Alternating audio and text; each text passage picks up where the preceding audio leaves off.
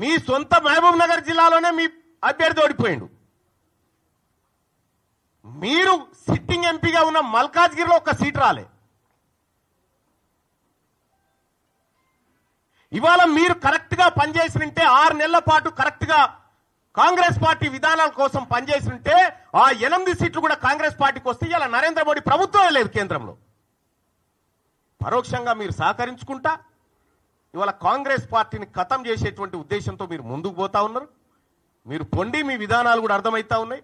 నిన్నగాక మొన్న Congress party MLC అభ్యర్థి నరేందర్ రెడ్డి గారు ఆయన ఎన్నికల ప్రచారానికి పోయి ఈయన గెలిచినా గెలవకపోయినా ఒకటే అని చెప్పి, ఈయన గెలిచినా గెలవకపోయినా ఒకటే అని చెప్పే, మరి నరేంద్ర మోడీ గారు బొమ్మ పెట్టుకున్నటువంటి బీజేపీ అభ్యర్థి ఆడ గెలుస్తా ఉన్నాడు. ఇంకో టీచర్ ఎమ్మెల్సీ ఎన్నికల్లో భారతీయ జనతా పార్టీ ఒక బీసీ బిడ్డకు టికెట్ ఇచ్చి ఫస్ట్ ప్రియారిటీలో టీచర్ ఎమ్మెల్సీ గెలిచి ఆ ఇంపాక్ట్ తోటి పట్టభద్రుల ఎమ్మెల్సీ ఎన్నికలు కూడా గెలుస్తా ఉంది.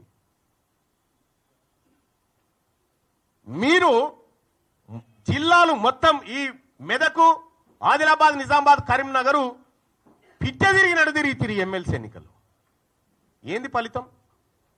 ఇవాళ ఎందుకు తారుమారైతా ఉంది? ఇవాళ ఏడాది లోపలనే కాంగ్రెస్ పార్టీ పైన, ప్రభుత్వం పైన ఇంత వ్యతిరేకత ఎందుకు వస్తా ఉంది? ఆత్మ పరిశీలన చేసుకోవాలి కదా. ఇది మీ సొంత మహబూబ్ నగర్ జిల్లాలోనే మీ అభ్యర్థి ఓడిపోయిండు. మీరు సిట్టింగ్ ఎంపీగా ఉన్న మల్కాజ్గిరిలో ఒక సీట్ రాలే. ఇవాళ మీరు కరెక్ట్ గా పనిచేసినంటే 6 నెలల పాటు కరెక్ట్ గా కాంగ్రెస్ పార్టీ విధానాల కోసం పనిచేసినంటే ఆ 8 సీట్లు కూడా కాంగ్రెస్ పార్టీకి వస్తే ఇలా నరేంద్ర మోడీ ప్రభుత్వమే లేదు కేంద్రంలో. పరోక్షంగా మీరు సహకరించుకుంటా ఇవాళ కాంగ్రెస్ పార్టీని ఖతం చేసేటువంటి ఉద్దేశంతో మీరు ముందుకు పోతా ఉన్నారు. మీరు పొండి మీ విధానాలు కూడా అర్థమవుతా ఉన్నాయి. నిన్నగాక మొన్న కాంగ్రెస్ పార్టీ ఎమ్మెల్సీ అభ్యర్థి నరేందర్ రెడ్డి గారు ఆయన ఎన్నికల ప్రచారానికి పోయి ఈయన గెలిచినా గెలవకపోయినా ఒకటే అని చెప్పి, ఈయన గెలిచినా గెలవకపోయినా ఒకటే అని చెప్పే,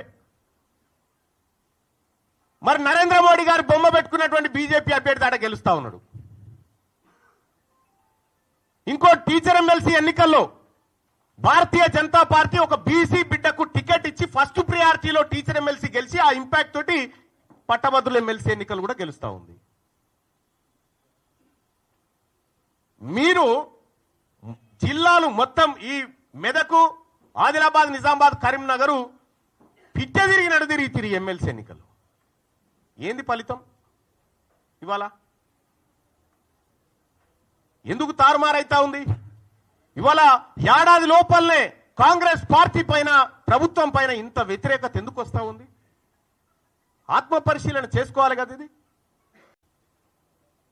మీ